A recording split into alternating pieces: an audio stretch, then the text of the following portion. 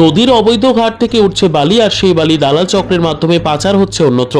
বৃহস্পতিবার সকাল আনুমানিক 10টা নাগাদ মোহাম্মদ বাজার থানা এলাকা থেকে বালি নিয়ে আসা হচ্ছিল 14 নম্বর জাতীয় সড়ক হয়ে মল্লারপুরের উদ্দেশ্যে।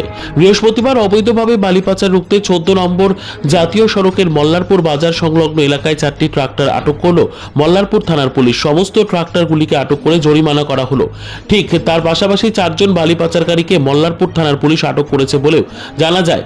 এ বিষয়ে জানা যায়, বৃহস্পতিবার সকালে মোহাম্মদ বাজার থানা এলাকার একটি অবৈধ বালিঘাট থেকে বালি তোলা হয় ওই 4টি ট্রাক্টরে। আর সকাল সকাল সেই বালি 14 নম্বর জাতীয় সড়ক হয়ে আসছিল মল্লারপুরের উদ্দেশ্যে।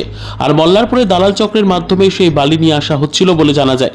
তবে মল্লারপুরে সেই বালি খালি করার আগেই 14 নম্বর জাতীয় সড়কের উপরে 4টি ট্রাক্টর সহ 4 জন বালি পাচারের অভিযোগে মল্লারপুর থানার পুলিশ তাদেরকে আটক করেছে বলে জানা যায়।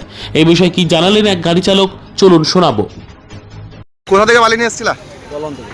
হ্যাঁ, পলন কোন থানা পড়ছে ওটা? আর আমাদের এমপি বাজার, মোহাম্মদ বাজার, মোহাম্মদ বাজার। যাবে কোথায়? মল্লাপুর। মল্লাপুর কোথায় পড়বে বালি? মল্লাপুর ওটা তো মানে দালাল আন্ডারে খালি হয়। কে দালাল? রবি। কোথাকার রবি? এখানে কোথায় বাড়ি রবির? বাড়ি বলতে পারবো না আমি কোন জায়গায়। যে ঘাট থেকে বালি তুলেছো, ঘাটগুলো বৈধ? কাগজ আছে বালির? না। অবৈধ? হ্যাঁ। কি নাম তোমার?